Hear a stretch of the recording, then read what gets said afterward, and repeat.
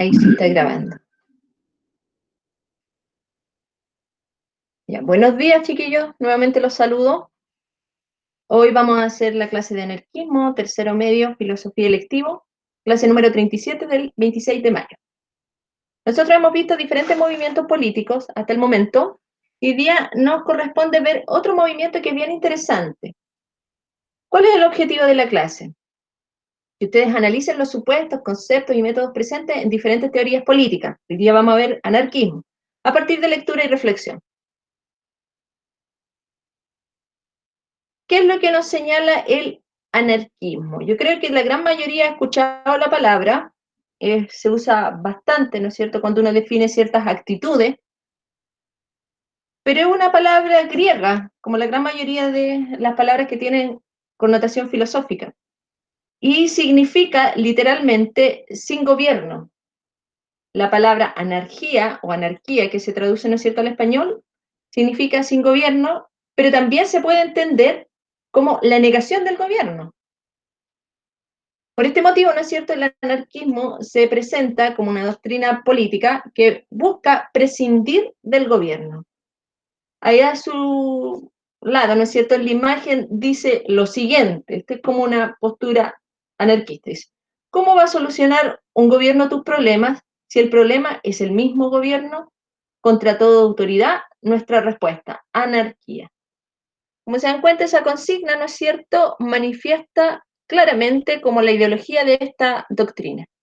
Entonces, tiene que quedar claro que el anarquismo significa sin gobierno etimológicamente la negación, aniquilación o prescindimiento de cualquier tipo de gobierno. Y más allá del gobierno, incluso, es prescindir de todo tipo de autoridad. Autoridad religiosa, autoridades eh, militares, judiciales, incluso la abolición de todo tipo de opresión, por ejemplo, como podrían ser las cárceles. Continuar. Referente histórico, como siempre, hay personajes, ¿no es cierto?, dentro de la historia que descubren las ideas y las postulan. Respecto al anarquismo, el primer referente que tenemos es en Grecia, con un señor que se llamaba Zenón de Sitio, quien señala y ya empieza a reflexionar, ¿no es cierto?, que tanto el gobierno y su injerencia en la vida, tanto privada como colectiva, generan males a la sociedad, aflige a la sociedad, más que ser una solución, el gobierno, ¿no es cierto?, es un problema que genera un malestar social. Ese sería el primer referente sumamente antiguo, antes de Cristo, Zenón de Sitio, que además tiene, ¿no es cierto?, la importancia que formó una escuela de pensamiento griega, que era la escuela estoica. Después, pasa mucho, mucho tiempo, en el siglo ya XVIII, después de Cristo, me faltó agregar ahí, se actualizó este concepto a través del inglés William Godwin, quien, sin nombrar la palabra anarquismo, también empezó a reflexionar un poquito más profundo sobre la función del Estado y el gobierno, y llega a entender, ¿no es cierto?, que el hombre, al poseer la capacidad de transformar por sí mismo sus experiencias sensoriales, o sea, las cosas que él vivencia, ¿no es cierto?, que vive día a día, en acciones inteligentes, es decir, que saca, ¿no es cierto?, conclusiones de esas cosas que le pasan, y en acciones morales que determina cuándo algo es bueno y cuándo algo es malo, no habría necesidad de una coacción autoritaria. La coacción autoritaria, y ustedes ojalá lo recuerden, aunque lo dudo, es cuando, ¿no es cierto?, el Estado tiene el poder de la ley, ¿no es cierto?, y tiene como el ejercicio de la coacción legislada, es decir, el Estado es el único que puede generar coacción a las personas de manera autorizada. Como, por ejemplo, el Estado puede mandar fuerzas especiales a una manifestación, puede hacer tal cosa, él puede ejercer, ¿no es cierto?, la coacción, que es a ver, ¿cómo podríamos decir? Como represión, como apretar a la ciudadanía de manera autoritaria. Si, por ejemplo, viene el Estado y la justicia y me encarcela, ¿no es cierto? Ellos pueden hacer eso, porque yo puedo haber cometido un delito, pero si yo agarro a una persona y la encarcelo en una pieza de mi casa porque cometió un delito también, igual yo voy a ser culpable porque yo no tengo esa potestad, pero el Estado sí. Frente a eso, Goldwyn rechaza la función del Estado y dice, no, si las personas son capaces de darse cuenta de sus hechos, no es necesario que exista un Estado, ¿no es cierto?, autoritario que nos ejerza poder. embargo, ya ha pasado el tiempo, empiezan a aparecer estos ideólogos marxistas que si uno los como inserta en un contexto histórico, se va dando cuenta que están bien cercanos al mismo periodo en el cual hablamos de Marx, que es el 1800 y tanto, ¿no es cierto? Y que es también un periodo histórico que es sumamente relevante porque es el periodo de toda la revolución industrial, con las mismas condiciones que les explicaba, de trabajo sumamente sufridas que vivían las personas en esa época y que lo analizamos cuando vimos el comunismo. La gente en ese tiempo, por ejemplo, los trabajadores en fábricas tenían jornadas extensísimas, no había hora de almuerzo, no había ningún bienestar para el trabajador. Olvídate si alguien se accidentaba, no había nada, había trabajo infantil. Entonces las condiciones eran muy precarias. Frente a eso, el anarquismo también aparece como una respuesta y una crítica a esa construcción social y esa construcción económica que representa, ¿no es cierto?, la revolución industrial. Es una crítica también al capitalismo. El primero de ellos que aparece es Proudhon, que es un francés, ¿no es cierto?, del 1809 a 1865, y que está relacionado con los socialistas utópicos. El socialismo utópico es el socialismo que se concibe antes de Marx. El socialismo después de Marx es lo que él manifiesta, es lo que aparece planteado en el Capital y en el Manifiesto Comunista, que son las medidas económicas que analizamos antes. Entonces el socialismo utópico era criticado por los marxistas porque decían que era muy ideal, ¿no es cierto? Proudhon, con el anarquismo que él postula, presenta, ¿no es cierto?, ciertas condiciones ideales en las cuales se debiesen desarrollar las personas.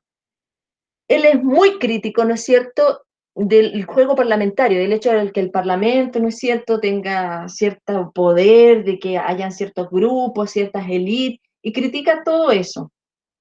Ahora, ¿qué es lo que él, en cierta medida, formula después de que este Estado, en cierta medida, desaparezca, sea borrado del mapa político? Postula o preconiza, ¿no es cierto?, que las personas se vayan asociando en pequeños grupos, ¿no es cierto?, reunidos en federaciones de comunas. Proponía también que no hubiese el dinero, porque el dinero era un mal, ¿no es cierto?, por el cual hacía que las personas adquirieran más poder, tuvieran más poder sobre otras, y se generara lo que era el enriquecimiento a través de la acumulación del capital. Y eso generaba, ¿no es cierto?, que unos grupos tuvieran más poder, otros menos, y eso iba, en cierta medida, siempre desestabilizar una sociedad. Ahora, ¿cuál es la diferencia de Proudhon respecto a otro autor ideólogo importante que vamos a analizar? Es que él preconizaba un anarquismo sin violencia. Y ojo, que eso es importante porque el posterior autor preconiza un anarquismo mucho más duro, mucho más violento. Él señalaba que el hecho de que los trabajadores entendieran esta situación y entendieran como la visión que pueden generar con el anarquismo, con la derrocación del Estado y que en cierta medida ellos entre todos se empiecen a ordenar y organizar, no iba a haber necesidad de una revolución violenta. Por eso también fue clasificado, ¿no es cierto?, como más bien utópico. Hasta ahí. ¿Alguien tiene preguntas? ¿Se va entendiendo? ¿Me contestan, abren el micrófono, me ponen en el chat? Sí, mis, no mis. Por ejemplo, respecto a lo que significa anarquismo,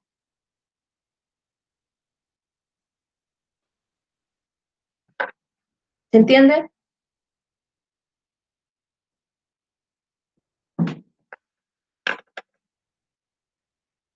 Francisca, Mallega, para ver si está atenta. ¿Se entiende lo que es el anarquismo?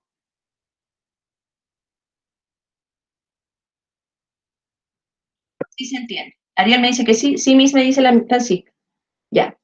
Chiquillo, sumamente claro que para que el anarquismo se forme, se hace un análisis político de si el Estado sirve o no sirve. Si el Estado me genera dolor, me genera opresión, me genera como más problemas que soluciones, ese Estado no sirve. Para los anarquistas el Estado siempre es un problema más que una solución, por ende se forman y por ende proponen, ¿no es cierto?, diferentes soluciones a una construcción eh, estatal, ¿no es cierto?, o de gobierno. Vamos a continuar entonces.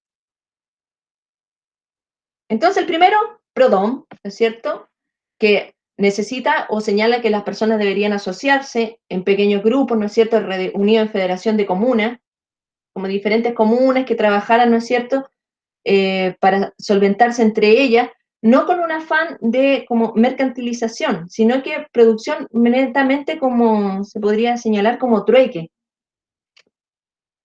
Proponía, ¿no es cierto?, que no hubiese dinero, para que nadie pudiese enriquecerse ni tuviese un poder desmedido sobre otros. Y lo más importante es que Proudhon es un anarquista que señala que esto como cambio social, esta abolición de Estado, se puede hacer en la medida en que las personas entiendan la situación y hagan como, bajen los brazos como resistencia, pero sin violencia. Eso es Proudhon. Después viene otro señor, Rousseau, le puse ahí, sí, Rousseau, mucho más radical, pero mucho más conocido también, porque obviamente tuvo mayor influencia en lo que fue la forma de entender el anarquismo posterior, que es Mijaíl Bakunin, que es del 1814 a 1876. Bakunin fue amigo de Marx, o sea, no sé si amigo, pero se conocieron, estaban de acuerdo en ciertas ideas como la lucha de clase, y eso Bakunin lo incorpora, ¿no es cierto?, a su forma de entender la sociedad y a su forma de postular el anarquismo. Pero Bakunin, incluso a pesar de que Marx hablaba de llevar a cabo una revolución, ¿no es cierto?, a través de la violencia para sacar a la burguesía del poder y entablar una dictadura del proletariado, aún así Bakunin encontró que era poco radical el comunismo y Marx. Entonces él, en su obra más conocida, que es el Catecismo Revolucionario, escribe lo siguiente: pido la destrucción de todos los estados, lo que supone una reorganización completa. El revolucionario debe estar dispuesto a morir y matar, no debe detenerlo afectos personales. Entonces este revolucionario que postula Bakunin, este anarquista revolucionario, tiene que estar dispuesto a todo por esta causa. Y a diferencia de lo que postulaban los comunistas, ¿no es cierto?, que era esta dictadura del proletariado que iba a ser como una etapa de tránsito hasta llegar al comunismo total, donde iba a desaparecer el Estado y todos íbamos a tener todo. Él dice que eso no es necesario. Por eso también se distancia de Marx, porque él está en contra de esta dictadura del proletariado. Para él no deben haber ningún tipo de poder político a la cabeza. Hasta ahí ciertas connotaciones de Bakunin. ¿Qué es lo que propone Bakunin? Ahí nuevamente una fotito del caballero. Él, lo es cierto, incorporando ya lenguaje de corte marxista, señala, ¿no es cierto?, que se tiene que colectivizar todo lo que son los medios de producción, tierras, industria, la propiedad privada tiene que desaparecer, ¿no es cierto?, y se tiene que convertir como colectiva. Ahora bien, Bakunin es también el primero en introducir, ¿no es cierto?, dentro de este catecismo revolucionario, que la Iglesia y cualquier otro tipo de figura de autoridad debe desaparecer. Todos deben quedar como a un mismo nivel. También, igual que Proudhon, genera, ¿no es cierto?, la idea de tener federaciones de comunas y que entre ellas, ¿no es cierto?, se organicen para tener los sustentos que requieren. Aquí, por ejemplo, aparece en el afiche del lado, ni Dios ni amo, contra toda autoridad. ¿Qué es lo que le señalo en cierta medida? El anarquismo no reconoce ninguna autoridad de ningún tipo. No necesariamente el gobierno del político, sino que también respecto al clero, respecto a la policía, respecto al poder judicial, etc. ¿Cuáles son las principales consignas? Vuelvo a repetir, rechazo de todo tipo de autoridad. Para un anarquista no vale ningún tipo de autoridad, para los reales. Ni autoridad política, religiosa, ni jurídica, ni militar, por considerarla innecesaria y nociva.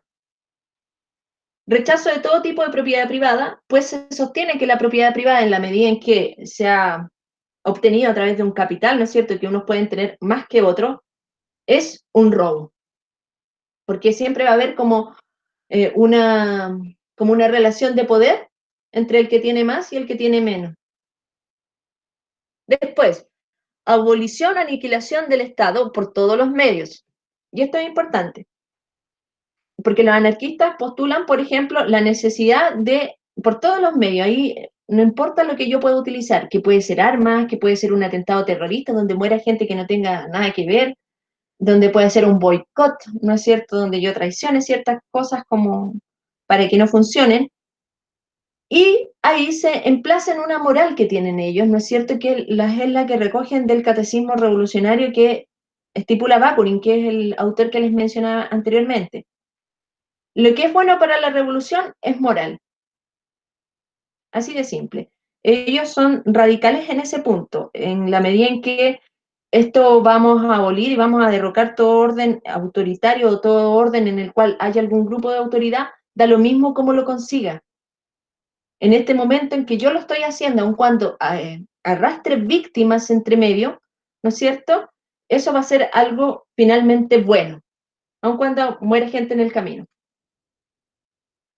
Después dice, al desaparecer, me equivoqué en la redacción, al desaparecer el Estado, los ciudadanos se organizarían en pequeñas comunidades cooperativas, como ya lo proponía Bakunin y Proudhon, en las cuales se dedicarían a diferentes ocupaciones productivas.